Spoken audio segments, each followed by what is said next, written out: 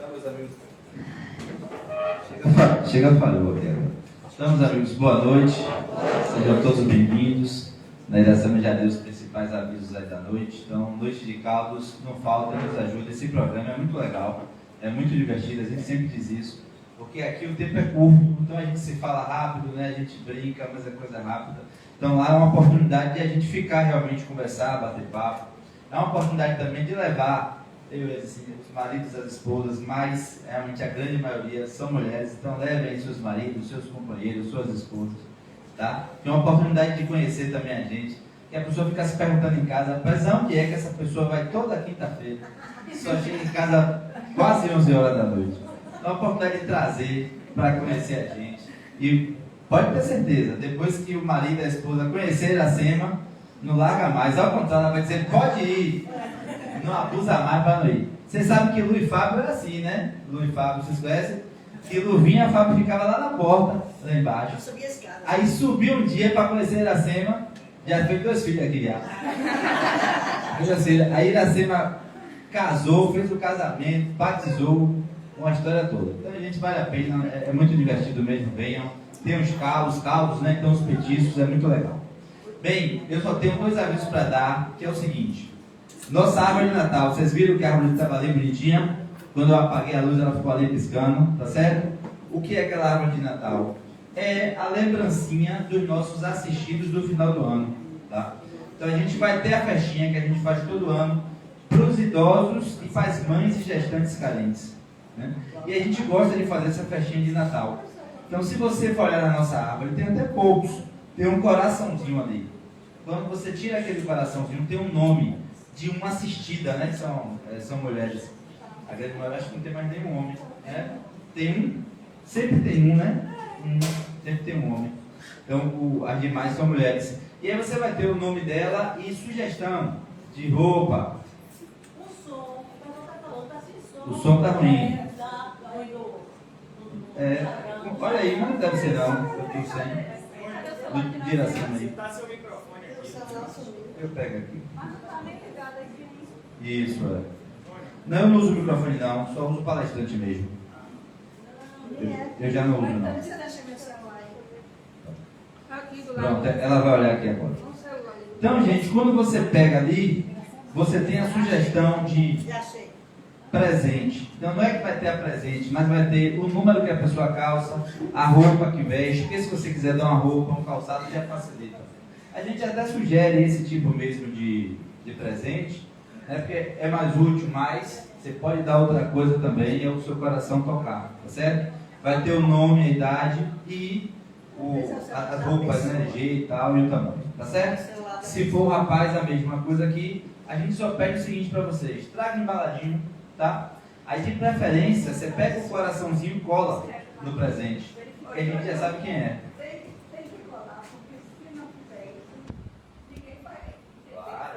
Claro. Se você não trazer quem é, como é que a gente vai saber?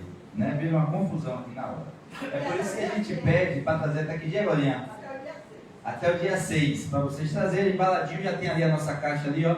Você pode trazer, coloca ali na caixinha. Então, ou você cola esse coraçãozinho, ou então você escreve mesmo, pode escrever, né, o nome da pessoa, que facilita muito a vida da gente, tá certo? Então, dia 6 do 12 é já, né, faltam poucos, mas tirem. Agora, quem tirar, por favor, não deixe de trazer, tá? Porque a gente está contando com isso, é dia 6 que a gente vai perceber que não trouxe, é uma agonia pra gente. Então, realmente, pegou, faz esse compromisso, traz. E atrás tem ali um bombonzinho, que é um carinho mimo das meninas que fizeram a árvore para vocês. Então, quem tirar, já adoça a vida, já leva o bombonzinho. Meu outro aviso são as nossas cestas básicas, que está faltando o que, Lídia? Café? Farinha. Ela tentou me falar lá embaixo, mas não deu para eu gravar, né? Café, farinha e óleo. Ela ainda falou rápido para somar. Café, farinha e óleo. Mas não adiantou muito não, a cabeça já não conseguiu registrar. Então, é a idade. Eu cheguei aqui e tinha 23. Agora tem um pouquinho mais. Ó, eu cheguei aqui, eu tinha mais cabelo, enxergava mais, tá certo? E não esquecia nada. Agora eu estou com cabelo igual, enxergo menos, esqueço tudo. Nessa pegada aí, tá? Então, recapitulando, café, farinha e óleo. Então tá bom. Café, farinha e óleo. Aí, gente, quando você vir, aí se você vir sábado, você vir segundo, o dia que você vier, traz aqui pra gente, né? Embaladinho, né? Um café, um saco, a gente vai junto aqui, junto com a nossa cesta básica e entrega para essas famílias, tá bom? Minha parte é só, boa palestra a todos. Quem não desligou o celular, coloca no silêncio. Do Instagram não precisa desligar, fica aí. Ah, o sorteio da rifa, já, da rifa não, do livro do dia. Bora, cadê? Dessa faltando planta. Cadê o livro do dia? Mônica ali, ó. 2 patinhos na lagoa, 22. Hein? Consegue chegar? Tiago, Tiago, melhor. Bom sinal, né? Aí é Bom sinal. rapaz, eu tenho um prazer aqui. Aí é necessidade, viu, meu amigo? Ninguém quer fazer uma palestra.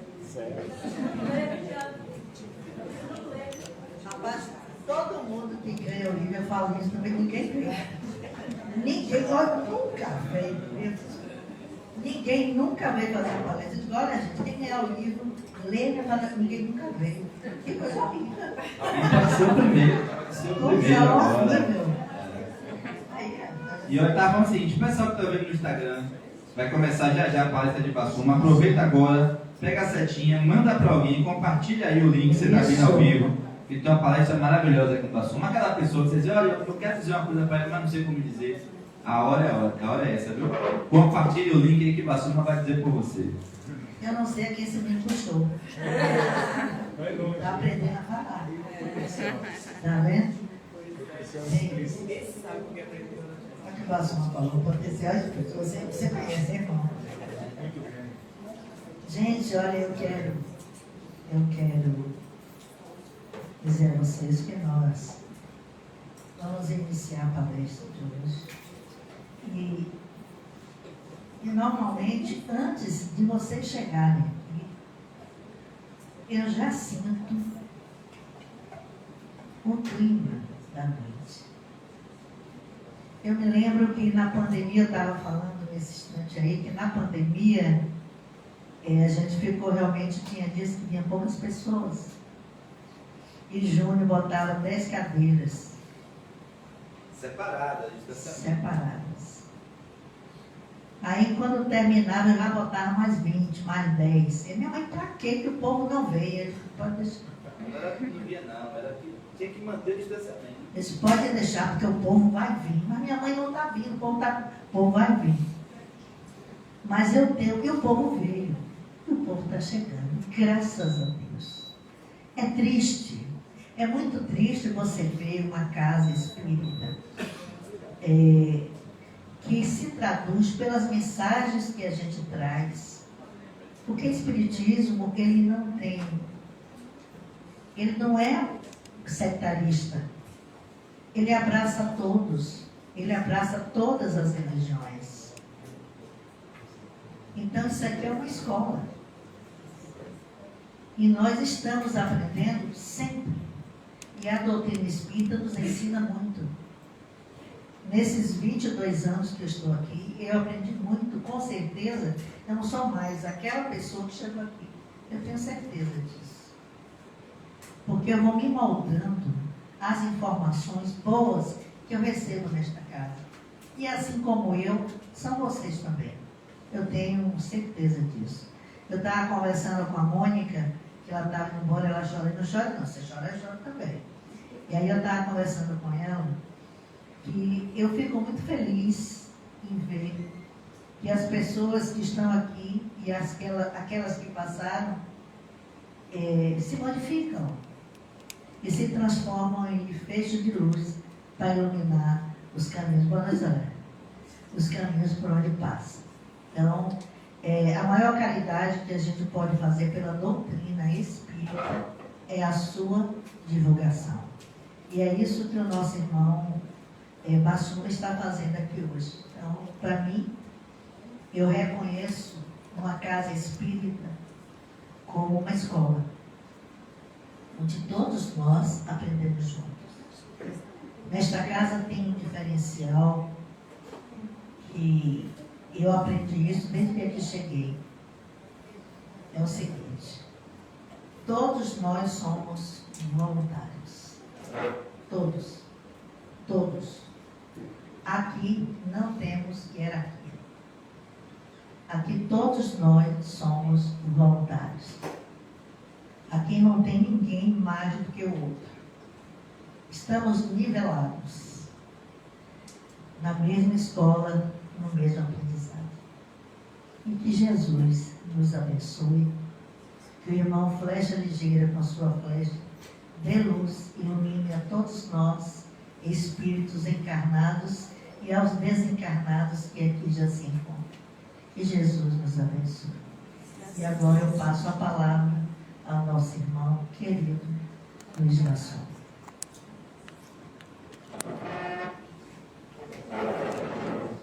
Coloca o microfone. Deixa eu ligar aqui, porque a mesa é terrível.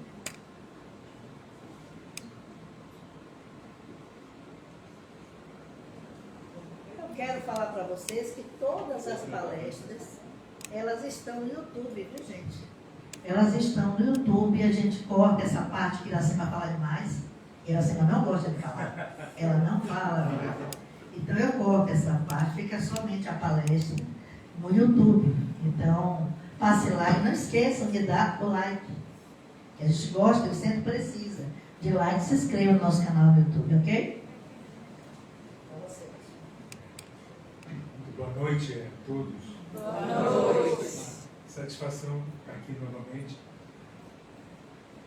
Nessa casa que, quantos anos é essa mesmo? 22. São 22 anos.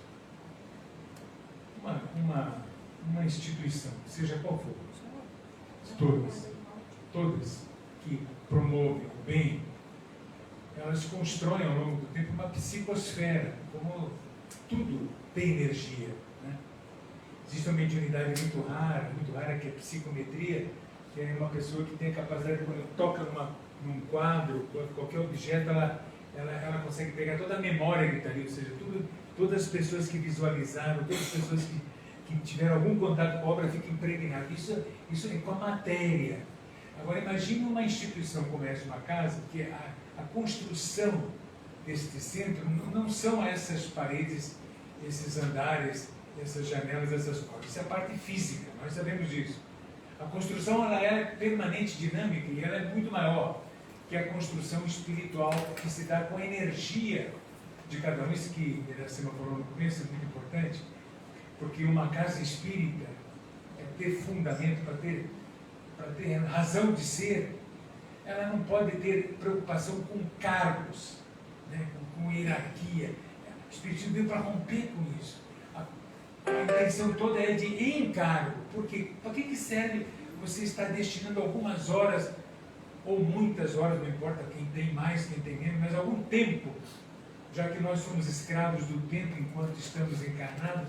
Então doar o tempo é uma doação extraordinária para nós que estamos encarnados. O que adianta fazer isso sem nenhuma razão de ser? Ou seja, de maneira... O centro é uma grande oficina, uma grande oportunidade de nós progredirmos sem precisarmos necessariamente sermos empurrados pela dor e pelo sofrimento, que ainda é a grande mola mestra que faz com que os espíritos humanos cresçam e evoluam. Então, quero mais uma vez parabenizar aqui a instituição pelo esforço, esses esforços que faz, né, de reunir as pessoas, de interagir, de buscar um recursozinho, que é tão desagradável isso, mas tão necessário, que estamos encarnados, né? Buscar o recurso financeiro mínimo para sustentar algo que é para o bem não só dos encarnados, né? Para o bem principalmente da grande população de espíritos que apoiam. Graças a Deus, graças a Deus. Existe um livro, alguns dizem que são 5, outros dizem 4, eu prefiro ficar no 4, que é essa coleçãozinha desse livrinho pequeno no tamanho, que foi psicografado por Chico Xavier. Esse que eu estou segurando hoje é o Vinha de Luz, mas são 4 básicos: Fonte Viva, Pão Nosso e Caminho, Verdade, Vida e Vinha de Luz. Alguns colocam Ceifa de Luz também, mas ele veio depois, mas isso é secundário. Mas esses 4, cada um tem 180 mensagens. Essas mensagens, esse aqui, por exemplo, foi publicado a primeira vez em 1952, já o Pão Nosso em 1948. Então foi nesse período que o Chico recebeu, muito tempo atrás. 180 mensagens aqui, e cada uma é uma pérola, é uma obra de arte, vamos falar assim. É a capacidade de síntese desse espírito. Que espírito foi esse? Aqui quem leu o livro há 2000 anos, quem não leu não deixe de ler, porque é um livro extraordinário. Para mim, os dois romances espíritas, históricos, que não são romances de ficção, são romances biográficos, os dois livros extraordinários, que eu já devo ter lido pelo menos 4 ou 5 vezes nessa vida, nessa encarnação, que é Paulo Estevão e Há 2000 anos. São os 2 livros máximos, na minha opinião, cada um tem, eu estou dando a minha, claro, opinião, extraordinários. Então, quem leu Há 2000 anos consegue compreender qual é a personalidade desse espírito, que é Emmanuel, mas que na época era um senador de Roma, importante, na época do Cristo, quando o Cristo estava vivo, e ele dialoga com o Cristo, tem um diálogo maravilhoso nesse livro, pessoal. Emmanuel era um senador Públio Lentulus, e até hoje ele escolheu esse corpo, ou seja, o perispírito, que nós moldamos, nós no plano espiritual, fazemos com o nosso corpo espiritual o que nós fazemos aqui na Terra com as nossas roupas. Nós é que escolhemos qual é o corpo que a gente quer utilizar na nossa vida espiritual. Emmanuel escolheu esse. Ele já foi também Padre Manuel de Nóbrega, teve várias encarnações além dessa. Mas ele escolheu esse corpo e ele explicou para Chico um dia: por que você se apresenta até hoje como um senador Públio Lentulus? Alguns poderiam pensar, não, é porque fui senador da República de Roma. Ele falou, não, eu uso até hoje, prefiro, porque foi a encarnação que mais me marcou profundamente. Por quê? Eu não vou repetir o diálogo, até porque eu nem lembro de cabeça, mas o diálogo que ele tem, está no livro 2000 anos com Cristo, ele vai empurrado pela esposa. A esposa dele, muito livre, muito mais evoluída do que ele, era quase um anjo, ou já era um anjo na época. Vai empurrado para ela porque uma filha muito doente, uma doença incurável. Então ela disse, esse homem pode curar, procure para falar com ele. Aí ele acabou indo escondido, no meio de noite e tal. Jesus, se você ler o diálogo, você fica assim meio triste, dizer, por que Jesus não aproveita esse momento e toca o coração do senador? Porque o diálogo, a princípio, parece meio frio. Resumindo, Jesus diz, está na sua decisão, meu filho, senador Públio Lentulus, fazer isso agora ou fazer daqui a alguns séculos. Emmanuel preferiu daqui a alguns séculos. O despertar, que é isso que eu quero falar aqui um pouquinho agora. Eu sugeri esse tema para Iracema, que é a maior caridade do mundo, porque é uma das mensagens desse livro. Então, voltando a ele, a essência, rapidinho, eu e Rose, minha esposa, já há mais de 40 anos nessa encarnação, a gente tem por hábito, já habituou, porque já são 40 anos fazendo isso, é sagrada, é praticamente sagrada. No mínimo, é uma mensagem dessa por noite que a gente lê. Então, esse livro, essas mensagens, a gente já leu inúmeras vezes em 40 anos, inúmeras vezes. E eu vou grifando e marco, né? Eu vou grifando aquelas que chamam a atenção, aquelas que se destacam. Grifo, e aí gosto de pintar com canetas coloridas, e algumas são grifadas, então, ao longo de muitos anos. Essa é uma delas que eu vou tratar hoje com vocês, e é desse livro, é a mensagem 110 do livro, então, Vinha de Luz. Eu só vou ler a conclusão da mensagem. Nós vamos trabalhar hoje em cima da conclusão, que essa conclusão são apenas 2 parágrafos de uma das 180 mensagens desse pequeno livro, que é uma pérola de sabedoria. Então, o livro, Emmanuel chama como caridade essencial. Ele trata desse tema em várias outras mensagens, mas nessa que ele destaca. Deixa eu pegar, botar meu óculos só um minuto. Agora eu vou ler. Realmente preciso. Então vamos à conclusão da mensagem. Primeiro, durante a mensagem, Emmanuel fala de muitos tipos de caridade, então eu não vou falar aqui, que todos nós conhecemos tão bem. Desde aquela simples caridade de ajudar uma pessoa muito pobre, dando uma esmola, até uma caridade de impedir que alguém se suicide. Todos os tipos de caridade ele vai citando antes. Eu não vou falar delas, que essa nós já conhecemos. Todas são válidas. Claro, Emmanuel não faz nenhum tipo de crítica a nenhuma forma de caridade. Todas são importantes e todas são reconhecidas divinamente. Mas vamos à conclusão, porque ele vai agora concluir e falar da caridade essencial, que eu estou chamando da maior caridade possível no mundo, para nós encarnados, claro, aqui na Terra. Então, Emmanuel conclui assim a lição.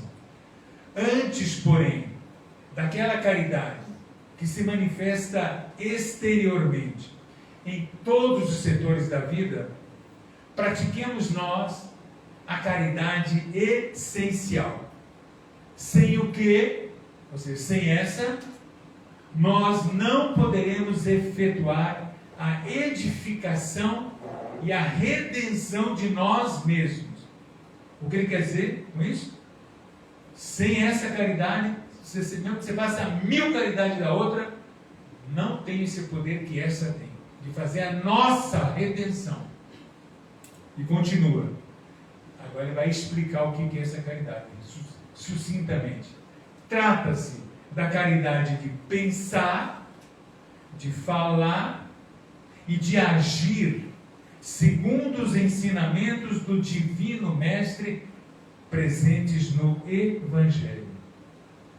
É a caridade de nós conseguirmos viver verdadeiramente nele. Nele é Jesus. Para que ele consiga viver em nós. Sem essa caridade, ou seja, essa caridade essencial, nós podemos levar a efeito grandes serviços externos, materiais, alcançar intercessões valiosas em nosso benefício, espalhar grandes e notáveis obras físicas nesse mundo. Mas, olha a conclusão agora. A conclusão é uma verdadeira bomba de luz. Fortíssima. Mas, dentro de nós mesmos, nos instantes de supremo testemunho na fé, nós estaremos vazios e desolados na condição de verdadeiros mendigos de luz.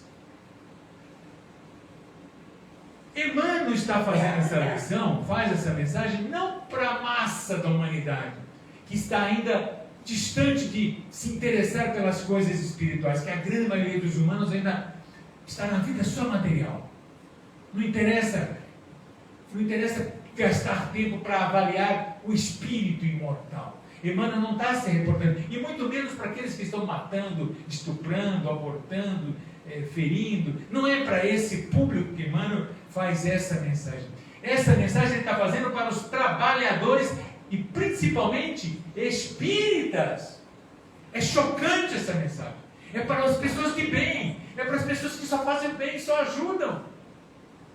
Vou repetir a conclusão, só o último parágrafo. Vamos trabalhar nele agora. Sem essa caridade essencial, que a gente já sabe agora o que é, olha o que vem, em que hora que ele diz que vai acontecer isso? Vamos prestar bem atenção. Na hora em que nós vamos passar pelo supremo testemunho de fé. Eu já vou explicar um pouco mais sobre isso. Nessa hora, se nós não tivermos a caridade essencial, nós vamos estar vazios, desolados, na condição de verdadeiros o quê? Mendigos de luz. É muito forte. Eu e Rose, nós tivemos outra oportunidade, graças a Deus, um momento muito rico da minha existência, quando eu conheci um centro pequenininho, localizado num bairro muito complicado aqui de Salvador, porque, assim, só voltar um pouquinho a vida. Quando eu conheci o Espiritismo, me conheci aqui na Bahia, quando eu cheguei na Bahia, eu procurava explicações para as coisas. Desde a adolescência eu procurava explicação, porque é o seguinte, eu nunca duvidei de Deus. Nunca. Para mim, Deus, não vou perder tempo. Basta comer uma mamão. Basta comer uma mamão e explicar uma mamão. Como eu nunca explico uma mamão, quem botou aquelas sementinhas maravilhosas, aquelas bolinhas pretas, tudo igual. Um dia eu contei, no mamão que eu comi tinha mais de 500. Eu fui contar, mas tem uma maneira fácil de contar, se quem quiser contar, é só pegar uma colher de sopa, conta a primeira colher, depois só pega as colheres e vê quantas sementes. Só conta uma vez. Então eu sei que tem mais de 500 num único mamão. Eu como aquela fruta todo dia, amo comer mamão. E jogo fora, eu sou obrigado a jogar fora, mas eu sei que cada bolinha preta daquela é uma verdadeira plantação de mamão que o Pai está me dando. Então, se eu estiver questionando, eu tenho, explique isso, só isso. Eu não preciso falar das estrelas, das nebulosas. Não vou falar dessa viagem que eu já fiz aqui com vocês algumas vezes. Uma viagem pelo cosmos, pelos os que os satélites já fotografaram. Essa maravilha perfeita do universo. A Terra andando no espaço a 108 mil quilômetros por hora. Nunca se choca com nada, nunca desrapa na curva, nunca se perde. Tudo perfeito, tudo entrosado, tudo milimetricamente perfeito e fortemente em alta velocidade. É Deus. Então não perca tempo com Deus. Vamos perder tempo. Aí eu procurava o quê? O que me angustiava na adolescência? Bom, já que Deus pode tudo, sabe tudo, é o poderoso, tem poder de tudo no universo, de criar estrelas, criar vida. Por que tem tanta injustiça nesse mundo? Por que tanta coisa errada? Porque esse mundo tem tanto problema, tanta coisa errada que eu via injustiças enormes, desigualdades enormes. Por quê? Isso me angustiava. Eu queria resposta e não encontrava.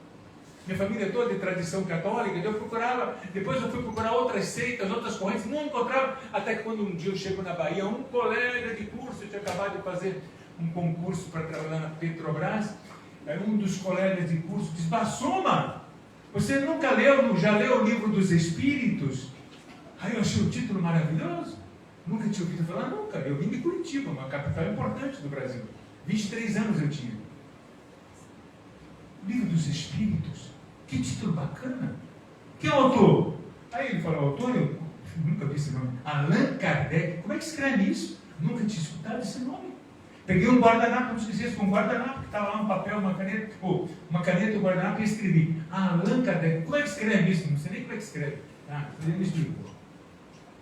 Aí bem nesse momento eu me caso com a Rosa. A gente se casou rapidinho, tudo aqui, tudo. Eu disse, dei uma missão para ela, porque eu trabalhava todo dia, saía cedo de casa, voltava tarde. Me arranja esse livro, compra esse livro para a gente, por favor, Rosa. Ela levou 6 meses, não achava naquela época, nós estamos falando de 1982, é muito tempo atrás, mais de 40 anos. Hoje não, hoje é fácil encontrar esse livro. Naquela época era difícil, ela não ia em todo lugar que ela ia, ninguém sabia. Até que um dia disseram, você vai achar lá na federação. Aí ela encontrou. Aí eu chego em casa, ela me entrega isso. Era uma sexta-feira à noite. Antes de nós jantarmos, ela tinha acabado de fazer a janta. No dia seguinte eu não tinha nada que fazer. Nós não tínhamos filhos ainda, recém-casados. No sábado eu não trabalhava. Aí ela preparou um jantar, que naquela época ainda é um jantar com riscos, sofrível, de alguém que está se esforçando em fazer algo de bom. Hoje ela cozinha divinamente, mas naquela época a gente tinha receio de como é que coisa ia chegar na mesa. Mas chegava ali. E tinha que comer com muita gratidão a Deus. Oh, que bom. Hoje ela dá um show. Passaram-se 40 anos, desenvolveu essa habilidade de maneira esplêndida. Mas serviu a janta. E eu doido para ler o livro, uma vontade. Bom, já que vamos jantar, eu só me lembro que eu parei e só abri o livro, só folhei. Foi bom que eu vi que era cheio de perguntas e respostas. Parei na metade do livro e minha vista foi para a primeira questão que eu li, que nunca mais esqueci. Questão monumental. Só ela já disse: valeu a pena todo o investimento feito para arranjar esse livro. Só essa questão 459 do Livro dos Espíritos, quando Kardec pergunta para os Espíritos: os Espíritos influenciam as nossas ações e nossos pensamentos? E a resposta, o livro que a Rosa encontrou na época é da tradução de Herculano Pires, que é a que eu mais gosto. Ele conhecia profundamente o Espiritismo, conhecia profundamente o idioma francês, e o nosso, não precisa nem dizer, a nossa língua portuguesa tão complicada, tão difícil. Então, um grande tradutor, Herculano Pires. Na tradução de Herculano, eu digo isso porque essa questão eu li em todas as traduções, as 9 conhecidas do Livro dos Espíritos do francês para o português, e em todas está diferente. Não tem nenhuma igual, todas as 9. E só tem uma frase. A resposta é muito... Troca uma palavrinha. Nenhuma erra no sentido, mas uma palavrinha. Então eu vou pegar a tradução que eu nunca esqueci, literal, de Herculano Pires. Resposta. Aqui pergunta, vou repetir a pergunta. Os espíritos influenciam as nossas ações e pensamentos? Resposta dos espíritos. Muito mais do que pode supor. Muito mais. Muito frequentemente, eles quem? Os espíritos desencarnados, vos dirigem. Aquilo foi uma apoteose para mim. Disse, opa, eu estou diante de uma fonte inesgotável. Porque uma questão só para mim já valeu por tudo. Comi rapidinho, nem sei se aquele jantar estava espetacular como os outros anteriores. Comecei a ler o livro, era mais ou menos 21 horas. Naquele dia não tinha nada para dizer, só consegui parar de ler o livro no outro dia, 11h30 da manhã, sem dormir. Li o livro todo, da questão número 1 até a 1019, e relaxei. Naquele dia foi o dia do dormi com muito prazer. Encontrei a resposta que eu esperava nessa vida. Sobre a perfeição de Deus na nossa vida aqui na Terra. Então Emmanuel está fazendo essa mensagem dirigida aos espíritos que já despertaram. Porque boa parte dos humanos ainda não despertou para a realidade espiritual. Estão satisfeitos apenas com a vida material, que é transitória. O que vai... As conquistas da vida material, por maiores que possam ser, por maiores que sejam, elas vão durar quantos anos? 10, 20, que dura uma vida vai ser o quê? 80, 90, 100? É isso que vai durar só. Mas nós estamos falando agora de uma coisa muito maior, muito mais importante, que é uma conquista espiritual. Vai durar quanto? Quanto vai durar uma conquista do espírito? Para sempre, eterna. O que é uma coisa eterna? Bilhão vira fichinha, trilhão vira nada, vira pó. Eterno. Aquilo que você conquista na vida material, que é de ordem espiritual, é eterno. Ninguém consegue lhe tirar. Aí, eu, motivado, li. Naquele ano, eu acho que eu devo ter lido só naquele ano, eu li toda a coleção André Luiz. Eu devo ter lido uns 40, 50, tinha muito tempo ali. Eu estava com sede, li a literatura enorme, o ano que eu mais li na minha vida. Aí eu descobri, o lema do Espiritismo, a bandeira espírita é: fora da caridade não há salvação. Então eu disse, eu tenho que fazer isso. Eu descobri isso, já entendi, e já entendi qual o significado, a inteligência, a sabedoria desse lema. Não é por acaso. Fora da caridade não há salvação. É o lema da doutrina espírita, a bandeira principal. Aí fui procurar um colega de trabalho meu que é espírita, hoje ele está no Pernambuco, não mora mais na Bahia, que é Gésler. O nome dele é Gésler, né? Primeiro nome, todo mundo conhece ele como Gel, mas Gésler. Era meu colega de trabalho e era o único espírita que eu conhecia. Ele já era espírita há algum tempo e eu não conhecia nada da Bahia, estava aqui há menos de um ano. Eu digo, Gel, me diga aí, eu quero que você me diga um lugar que eu vá, que eu quero trabalhar, fazer caridade. Me diga, eu quero pegar o pior, mas qual é o lugar mais complicado que tem em Salvador? Aí ele foi lá pesquisar e disse, vá lá, Basson, procure o Nordeste de Amaralina. Não sei porque ele escolheu isso, mas ele escolheu. E ele estava aqui há 10 anos já, conhecia bem, espírita. Aí eu fui e encontrei um centrozinho que ainda tinha janelas quebradas na época, era o único centro ali, até hoje acho que é o único ali. No Nordeste de Amaralina é o único até hoje. Um bairro que tem muita miséria, como vários têm, mas tem muito tráfico de droga, muitas quadrilhas de tráfico de droga. Muita gente tem medo de entrar naquele bairro. E aí disse, é nesse que eu vou ficar. Cheguei e encontrei um lugar lá, com muita dificuldade, pouquíssimos trabalhadores, 2 reuniões por semana. Aí me empolguei mesmo. Aí, em menos de 2 anos, eu consegui arranjar 1000 colaboradores. Sabe o que é 1000? Cheguei ao número 1000. 1000 colaboradores para doar 1% do salário todo mês para a gente iniciar uma obra social chamada Creche Escola Allan Kardec. Educação de alta qualidade para aquelas crianças paupérrimas, miseráveis, com todos os problemas que existem ali naquela comunidade, que viviam na rua com carência de vagas em creche, pronto. Aí a obra, o dinheiro tudo anda fácil, né? Porque e consegui que a Petrobras descontasse no salário. Olha que conquista, foi Deus. Ali foi iluminado. Então não era aquela doação voluntária que a pessoa dá um mês e depois esquece 10 meses de dar. Era descontado todo mês do salário, autorizado pela empresa. A obra teve credibilidade para isso. Prestava conta de tudo. Aí, lá pelos 10 anos da obra, a obra viveu uma crise muito grande. Éramos poucos trabalhadores voluntários. Voluntários éramos até hoje. O Centro Espírita, União Amor e Luz, que eu e o Rose estamos lá até hoje, é onde eu tenho minha mediúnica toda segunda, é onde tem a creche escola de hoje, mas o centro mesmo, até hoje nós somos 5, 6, nunca passou de voluntários que trabalham no centro. Aí um momento crítico passou, quase entra em crise profunda. Por quê?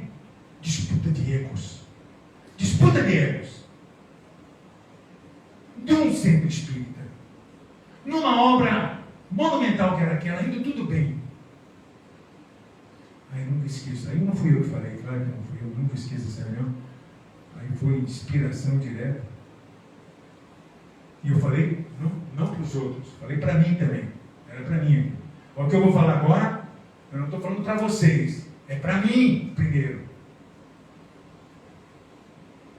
Quando a gente acabar essa encarnação, vamos supor que nós seis aqui, façamos tudo do bom e do melhor. Eduquemos mais de 1000 crianças, salvemos vidas que seriam perdidas para o tráfico das drogas, a gente conseguir salvar pela educação. E aí a gente vai terminar a encarnação, vai dizer, nós vamos ser recebidos espiritualmente como vitoriosos, maravilhosos, fizeram uma obra social magnífica, fizeram bem. Lê do engano. Ninguém vai perguntar para a gente quantas crianças você tirou da miséria, quantos idosos você foi lá, quantos doentes você ajudou, quanta esmola você deu. Ninguém quer saber isso. Ninguém vai perguntar isso para você. A única pergunta que será feita, eu falando daquela reunião, isso lá atrás, a pergunta vai ser a seguinte: essa obra maravilhosa, de caridade, linda, serviu para você para quê? O que essa obra mudou em você? Porque Jesus está interessado em cada um de nós. Jesus não escreveu uma vírgula, um parágrafo, uma folha. Ele podia muito bem ter... Ele teve 3 dias, teve 33 anos nessa encarnação que ele teve na Terra. Passou 30 anos e ninguém sabia o que ele fazia. 3 anos de vida pública, ele podia muito bem ter tirado uma tarde. Gente, meus apóstolos, vem cá, eu vou dar uma relaxada aqui, vou descansar um pouquinho, mas vou me retirar que eu vou fazer meu evangelho. Eu vou deixar, está chegando minha hora, eu vou deixar escrito. Nunca escreveu nada, nunca. Por quê? Que Jesus era analfabeto? Claro que não. Tanto é que está na Bíblia, o único momento que ele escreve é quando ele escreve no chão, na areia, um pedacinho de madeira que ele pega, um graveto. Que hora que ele faz isso? É a única hora que ele escreve palavras. É quando vão massacrar e assassinar a mulher adulta que cometeu o crime do adultério, e os homens estavam com todas aquelas pedras na mão, prontas para executar a lei e apedrejar, e Jesus intervém a favor dela. O que ele estava escrevendo ali? Que se apagou depois, claro, no chão. Eu sei o que ele escreveu, porque eu era um que estava segurando aquelas pedras, doido para tascar naquela luta. Não tenho certeza disso, não. Falei isso agora, retiro. Eu estou emocionado. Estou falando espiritualmente, quer dizer que eu estava lá fisicamente. Podia muito bem, se tivesse, teria nessa condição seguramente. Pronto para apedrejar a mulher adúltera. O adúltero ninguém nunca queria saber, porque toda adúltera tem um parceiro, né? Mas não, esse é inocentado. Agora a mulher era condenada a morrer, assassinada, apedrejada em praça pública. Jesus só faz uma... Eles perguntam, eles querem colocar Jesus em xeque. Diga aí, faz o quê? Está correto matar a mulher? Jesus, o que vai responder? Se dissesse que não, eles dizem, isso é a lei, você está ferindo a lei. Se dissesse que sim, estaria sendo cruel como os outros, cruel matar uma mulher por causa disso. O que Jesus faz com a sua genialidade e a sua sabedoria? Depois de escrever no chão, atire a primeira pedra aquele que tiver sem pecado nenhum, atire. Claro que aquilo funcionou. Por que Os homens com as pedras na mão foram começando a largar as pedras e sair sem deixar. Porque quem falou foi Jesus, tinha autoridade moral. Balançou, mexeu com o dedão do pé até o fio do cabelo de todo mundo, balançou. O que ele estava escrito? Com certeza escrevendo? Para que ninguém tivesse dúvida, que a pergunta não era assim, quem aqui não cometeu adultério? Não, porque podia ter vários homens ali que nunca fizeram adultério. A pergunta dele foi genial. Atire a pedra, quem não cometeu aqui pecado nenhum. E o que ele tinha escrito então no chão? Vários tipos de pecados que os outros todos estavam cometendo. Jesus conhece todo mundo. Jesus nos conhece a todos profundamente. Então, voltando à história da nossa creche lá, eu disse, olha, se essa obra do bem, maravilha, nós vamos conseguir, como diz aqui na lição de manhã, nós vamos ter intercessões valiosas espirituais a nosso favor, só porque a gente fez o bem. Mas se a gente terminasse a encarnação do mesmo jeito que a gente encarnou, foi uma encarnação fracassada. Aí muitos vão tomar um susto, mas eu ajudei tanta gente, eu fiz palestra em centro, eu dei passe em muita gente, eu ajudei, eu fiz sopa para os pobres. Fracassou. Vai voltar e fazer tudo de novo. Por quê? Porque você não evoluiu nada. Você foi para lá para ter a obra. Para que serve a caridade? As outras caridades servem para quê? Temos que fazer sim, todo tipo de caridade. Não desperdiçar uma oportunidade. Por quê? Para evitar estar numa cama de hospital. Para evitar perder a visão. Ficar na solidão, na miséria física, econômica, doença. Para evitar essas coisas que são tão comuns nessa nossa humanidade, é fazer o bem. Por que funciona? Porque só existem duas moedas que Deus tem no universo para fazer o seu controle da justiça perfeita. Porque a justiça de Deus é perfeita, nada fica impune. Mas só tem duas moedas que Ele controla isso. Uma moeda supervalorizada e uma desvalorizadíssima. A moeda valorizada chama-se amor. E a desvalorizada é dor. Combinam até dor e amor no nosso idioma. É muito parecido, dor e amor. As duas funcionam. A escolha do Espírito.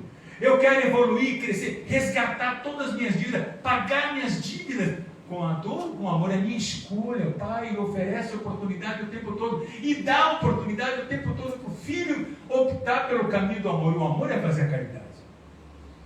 Mas com esse propósito, quando eu adentro uma oficina, que é uma casa espírita, é uma oficina espetacular. Por quê? Qual é o sentido que tem numa casa que você fica disputando cargo? Eu sou isso, sou aquilo. Isso não existe. Então,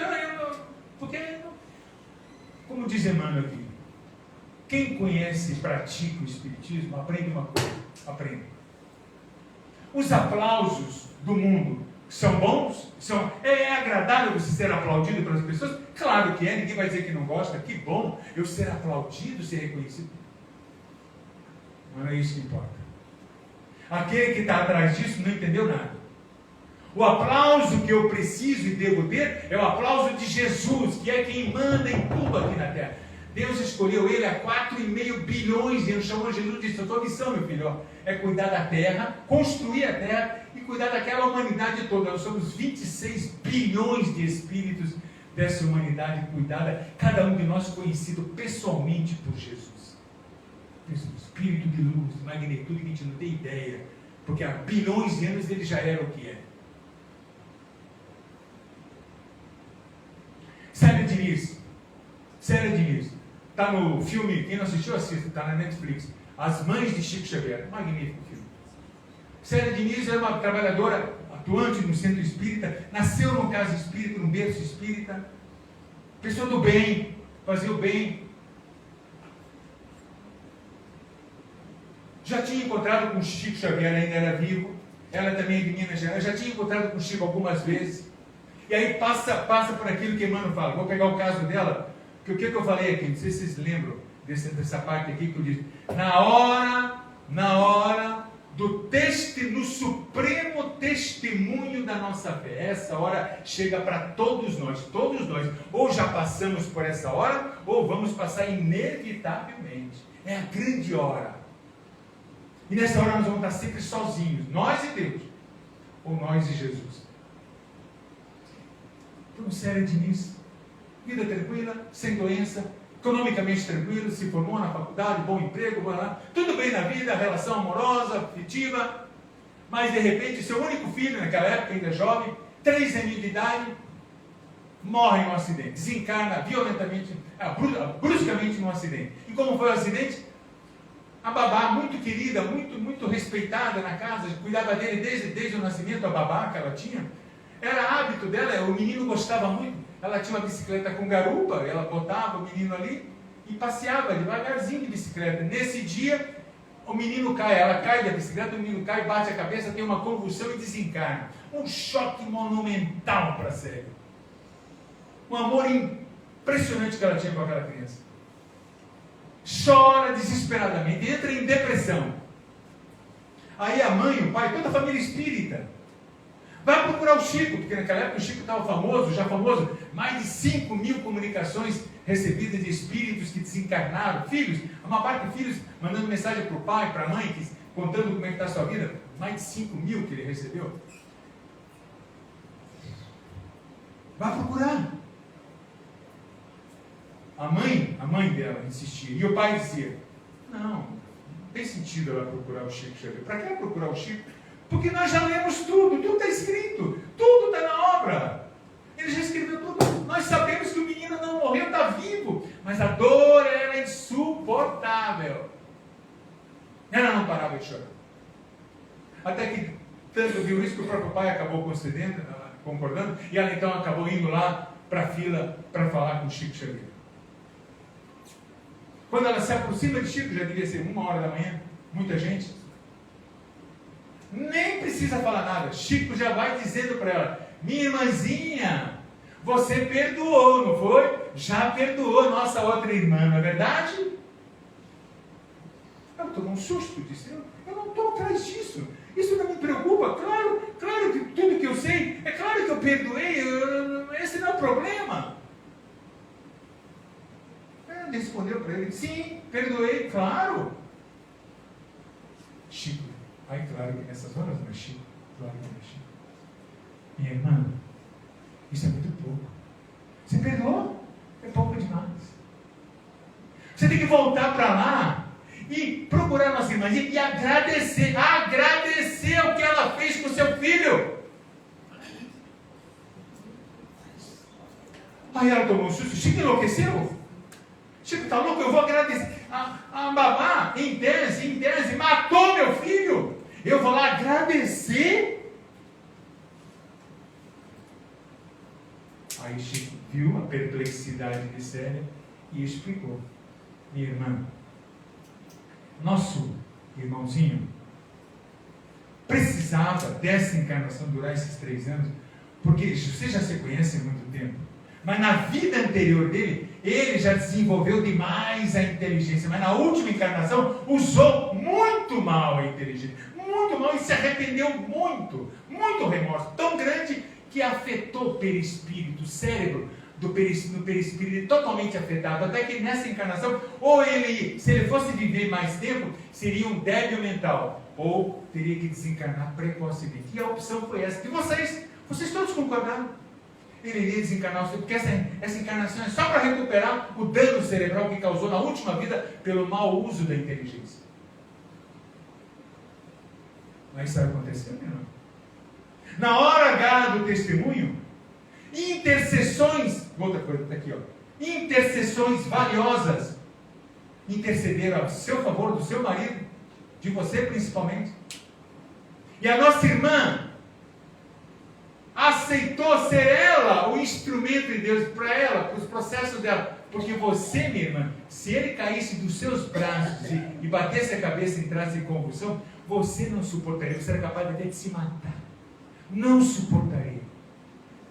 Carregar esse peso que fui eu que matei meu filho.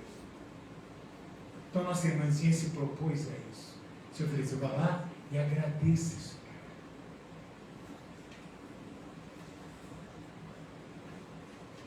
Nosso tempo já esgotou. Eu vou encerrar. Ainda falta. Ainda tem? Olha bem, hein, gente. Uma aguinha aqui.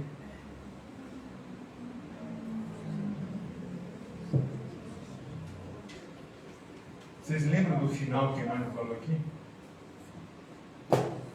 Para chocar, ele usa, inclusive, você vai ser um mendigo de luz. Que hora é essa? Esse exemplo que eu contei de Célia vai passar na nossa vida, todo mundo.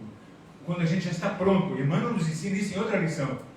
Deus, por amor, essas horas de supremo testemunho não acontecem com os espíritos que estão ainda na condição inferior, atrasados, espíritos materializados. Esses não. Esses Deus permite que eles tenham muitas encarnações, muitas, sem passar por nenhum tipo de testemunho. Testemunho só quando o espírito está pronto, está maduro. O Pai faz isso. Mas isso chega, quando o espírito já está pronto, chegou a hora. É uma coisa que também eu entendi depois do Espiritismo. Tem um versículo, capítulo 5, capítulo 2, versículo 20 da Bíblia. A Bíblia tem 1880 páginas. Eu li ela inteirinha, de ponta a ponta, de noite. Uma página por dia. Olha que beleza. Levei 1800 dias lendo. Mas o que me chocou nessa leitura foi essa passagem. Passagem de Pedro. Quando Pedro diz, de maneira enfática, se em fazendo o bem, está se dirigindo para as pessoas que só fazem o bem. Pedro está se reportando não àqueles que estão perdendo tempo com bobagem, com arruaça, com vida fútil, com quem está fazendo o bem. Se em fazendo o bem sois afligidos e sofreis, isso é agradável a Deus. É chocante isso. Deus se agrada disso. Um espírito que está se esforçando, só faz o bem, só ajuda. Aí vem o sofrimento, vem a dor, vem a grande dor, não é a pequenininha, a grande. Deus se agrada, porque chegou a hora de virar o quê? Fonte de luz. É a hora que você vai se iluminar, não é? Porque despertar você já despertou, você já não está dormindo mais, você já virou um trabalhador. Mas agora chegou a hora da sua iluminação. Por isso que Emmanuel termina essa lição maravilhosa. Serás um mendigo de luz se não tiveres aproveitado todas as obras de caridade e promovido a grande caridade. Qual é? Melhorar a si próprio, se tornar uma criatura melhor. Eu passo por essa experiência constantemente. Atualmente na minha vida, eu caminhando por 70 anos de idade. Quando eu já devia estar aposentado, com todo o dia que eu comecei a trabalhar com 12 anos, então eu já trabalhei mais de 50 anos, eu poderia estar aposentado, curtindo, mas não, a vida não me... Eu é que não me preparei com eu desprezei 3 chances de me aposentar, agora estou precisando trabalhar. E aí tem horas no meu trabalho que eu faço um esforço enorme, dou meu melhor. Aí o trabalho que eu faço está 99% perfeito, mas 1% a pessoa que vai avaliar não gostou. E aí me distrata. E aí aquilo, vou dizer que alegra? Ai, que bom! Eu estou sendo distratado. Primeiro me deixe em paz. Por quê? Eu estou em paz porque eu estou dando o meu melhor. Segundo, eu estou ciente, aprendi com o Espiritismo, aprendi com isso. Essa é uma oportunidade de ouro valiosa para que eu melhore mais alguma coisa em mim. Como é que eu vou reagir? É a forma como a gente reage para as coisas. Se as coisas acontecem na nossa vida é porque Deus permite. Tudo que Deus permite é para o nosso bem. É só para o nosso bem. Então se é algo que não é agradável, é para o nosso bem. Agora, a forma como você vai reagir, a forma como você vai tratar aquilo, você pode fazer de uma forma negativa, ou seja, passar mal pela experiência, não serviu para nada, então vai ter que repetir, ou passar bem, com essa compreensão. É oportunidade. Não me cabe criticar a pessoa. Não, é compreendê-la, é meu irmão. É meu irmão. Agradecer. Ele é como a Célia foi agradecer para babá. Ele é instrumento do Pai para fazer a minha iluminação, se eu aproveitar bem a experiência. Que Jesus Cristo nos ilumine sempre. Obrigado.